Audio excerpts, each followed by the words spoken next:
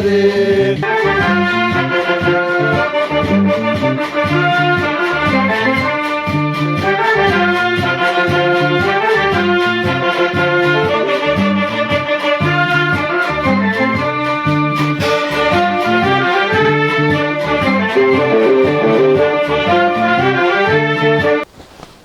لو صدقت داوع على قبطها waxa iga warantaa marka galada koonfur marka ay dhaceen kadib shaqadii u sii waday nimankaas deynta lagu ku sii jiday shaqadii macnaha xagee maxaa ku xigay oo ku raacay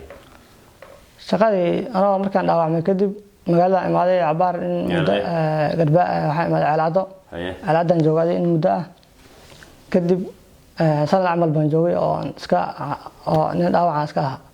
kadib waxayna geeyeen meel badda caloosha kadib waxayna geeyeen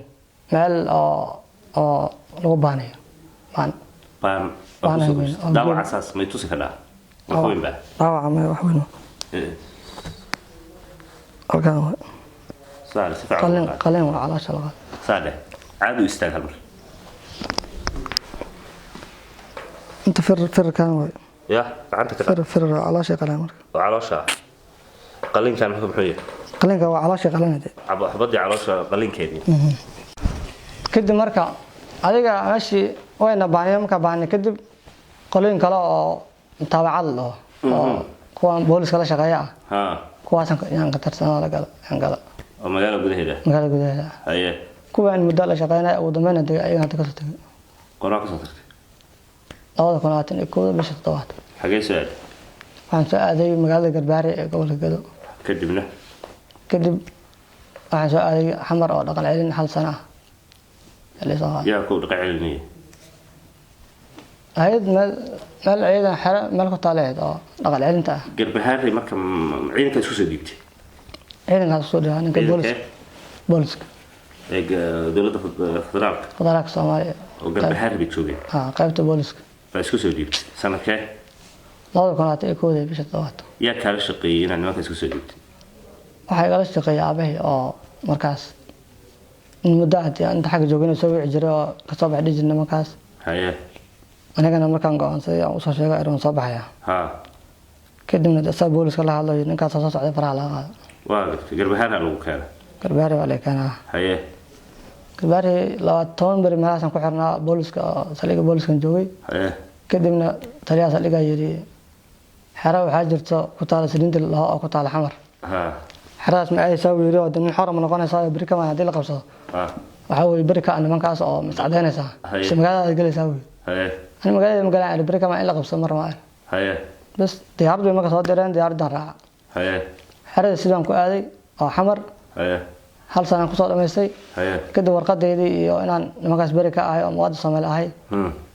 يا لسوسي هيا سنة كيف سوسي الله يكون عاتي الله بار كسب حدا وحمر كسب حدا حرد كسب حدا تيق سنة كو حرد حرد هل سنة maxaa xeelada dhaqan celinta maxaa kamid ah lagu siin jiray maxaa lagu sheegi jiray lagu qaabkee lagu dhaqan celin jiray dhaqan celinta de meel goonaha lagu dajinayo qof walba meel goonaha u degan yahay de wixii waa subaxi macallin ku imaan macallinkaas ku sheegay inay nimankan ay qaldan yihiin fikir qaldan ku joogaan oo subaxi lagu wacdina lagu waanin soo walba marka de wixii caafimaadkaada iyo waxbarashadaada iyo wax walbana way yaalaan haye meel wanaagsan haye inta meeshan taa ku xirnay muddo هل سنة كهلا هل سنة لو كن لاتن مياس هل سنة بحيسات يا قرما قربها لغا سوقا لا كن لاتن إياه لا كن لاتن كودي بيش الدوات لغا سوقا marka hal sano isku dar hal sano noqonaysa 2022 bish toddobaad xilliga la soo xilliga kale ay dhamaad hal sano noqonaysa adoo dhaqacilintaas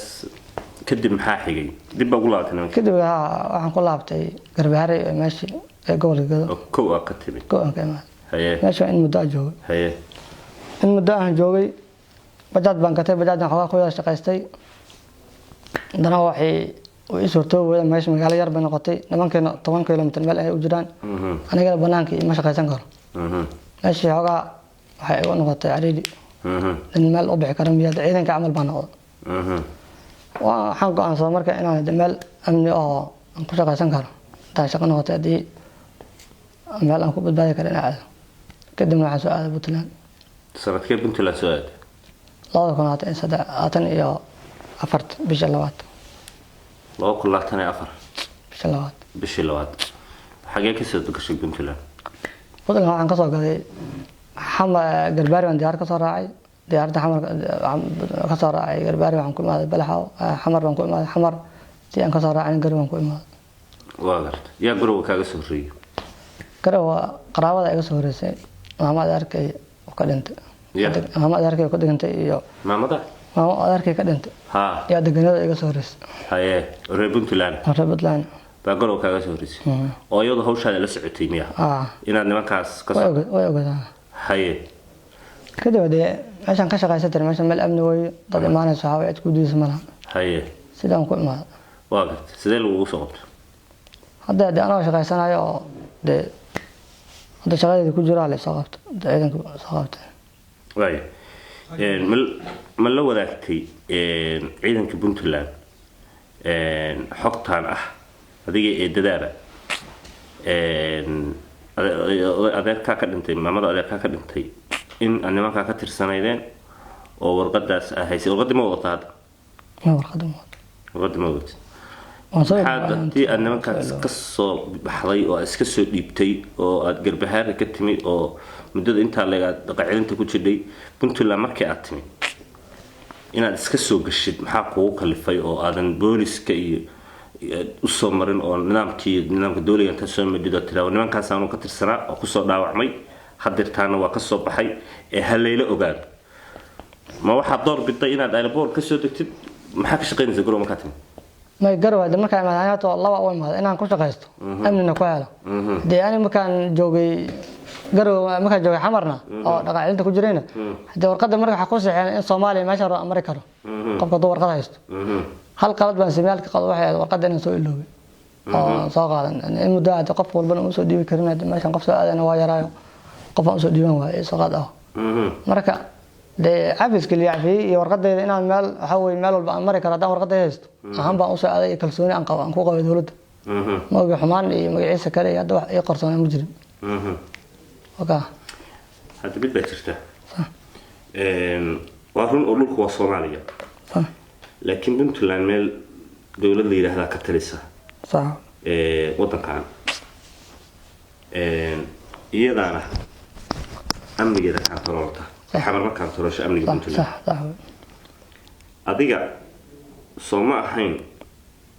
ileen waxa la yiraahdo nin qaan baad ahayd meesha u socotay Puntland tahay idada markay kula Puntland waa nabada imo bay kula hayd Soomaa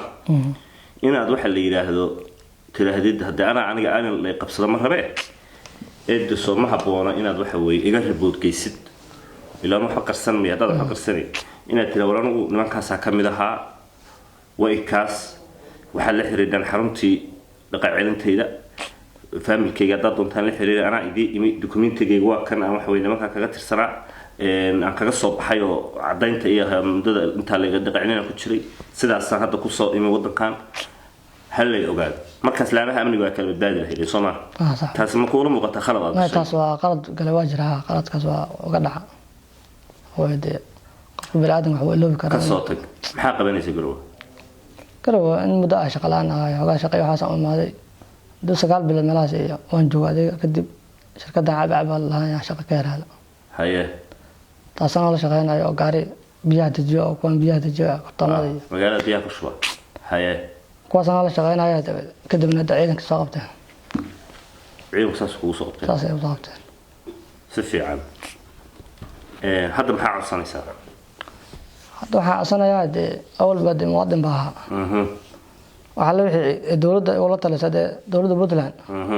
qalad yar waa iska dhacay inaan u sheego waa la rabaa waa sax inaan soo galo marka meel iska soo galo ma aha waa sax marka wax walba waxa ay go'aamiyaan baa ogolaanay okay waa ma santa aad baa ma santa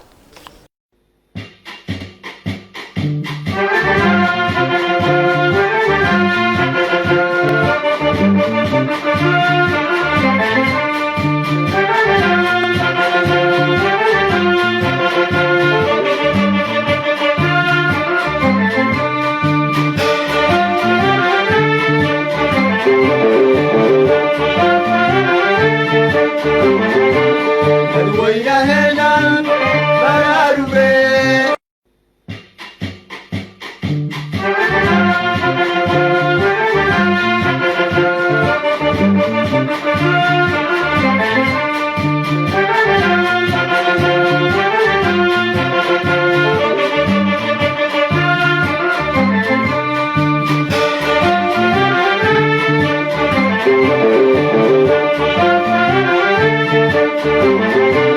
dadweynaheena baraaruge isbiirsadee